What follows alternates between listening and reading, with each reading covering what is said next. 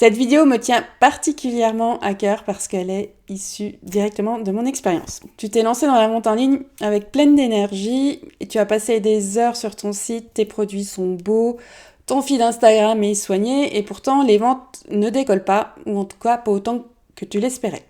Et là, tu te demandes, mais qu'est-ce que j'ai fait de mal ? Alors sache que, comme bien souvent d'ailleurs, ce n'est pas toi le problème, c'est juste qu'on oublie de te dire certaines choses avant de te lancer dans la vente en ligne.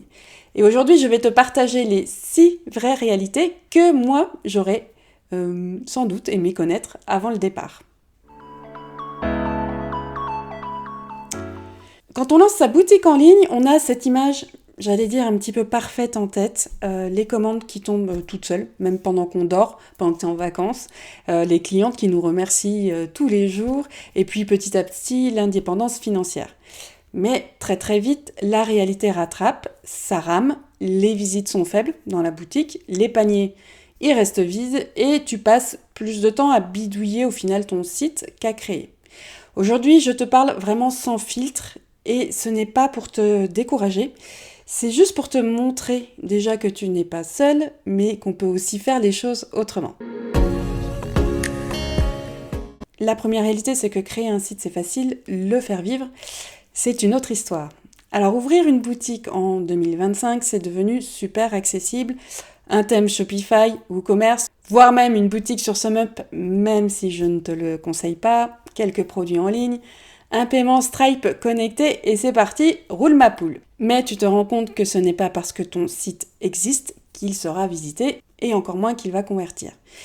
Je t'en parle parce que je me suis bercée d'illusions quand j'ai lancé ma boutique en ligne en 2011. Quand j'ai l'ai ouverte, j'ai cru que les commandes allaient arriver dans la nuit. J'avoue que je débutais dans le digital et très clairement, j'étais trop naïve. Moralité, ce n'est pas parce que tu construis ton site qu'ils viendront, c'est si tu bosses ta visibilité, ils te trouveront peut-être. Donc tu dois apprendre à générer du trafic qualifié, c'est-à-dire des gens qui veulent vraiment ce que tu vends. Et ça ne se fait pas en une nuit, ni même en une semaine, ou voire même en un mois. La deuxième réalité, c'est que malheureusement, tu vas te sentir seul. Ça, c'est vraiment un des trucs les plus durs, mais dont on parle rarement quand on se lance de manière générale en tant qu'entrepreneur. Tu bosses chez toi, tu crées, tu gères les commandes, tu fais la com, tu rédiges des fiches produits, tu prépares les envois, tu vas à la poste, enfin bref, tu fais tout seul. Et souvent, ton entourage ne comprend pas toujours ce que tu fais. Tu reçois peu de retours, voire des réflexions qui font mal, on va le dire. Du genre, est-ce que tu gagnes ta vie avec ça ? Ou quand est-ce que tu vas retrouver un vrai boulot ? Et résultat, tu doutes, tu perds confiance et puis tu finis par t'épuiser. C'est normal, mais c'est pas une fatalité. Tu peux t'entourer, créer ton cercle, rejoindre une communauté d'entrepreneurs qui vivent la même chose et c'est d'ailleurs ce que je te conseille pour éviter cet isolement. La troisième réalité, c'est que ton vrai métier, c'est de vendre. Alors oui, tu adores créer, imaginer, fabriquer, mais si tu veux vivre de ta boutique, il faut que tu comprennes un truc fondamental. Ton rôle principal, ce n'est pas de créer, c'est de vendre ce que tu crées. Ton rôle fondamental, je répète, ce n'est pas de créer, mais de vendre ce que tu crées. Et ça passe par une stratégie marketing dont tu as forcément entendu parler. J'avais d'ailleurs tourné une vidéo à ce sujet sur la stratégie marketing pour les artisans, tu la retrouveras là par là. En gros, le marketing, c'est pas un gros mot, c'est ce qui va te permettre d'exister en ligne. Et non, ce n'est pas réservé aux grandes marques. Et tu peux vendre de façon authentique, sans forcer, sans manipuler, sans voire même faire des promos à gogo. Mais par contre, il faut apprendre à définir une offre claire, comprendre ta cible, ce qu'elle souhaite, qui elle est, positionner ta marque et construire un tunnel de vente qui convertit. Et ça, c'est pas inné, mais par contre, ça s'apprend. La quatrième réalité, c'est vouloir être partout. Ça, c'est le burn-out assuré et puis les résultats en berne.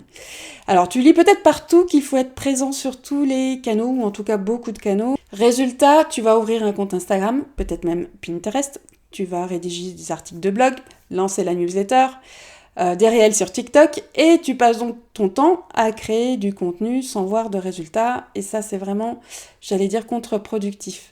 Mieux vaut que tu fasses une chose à la fois, une chose à fond, que tout à moitié. Donc choisis un canal principal, Instagram si c'est Instagram, maîtrise-le, apprends l'algorithme, apprends ce qui fonctionne dessus et quand tu es à l'aise et que tu as des résultats, tu pourras en rajouter un second. Parce que tes journées ne font que 24 heures.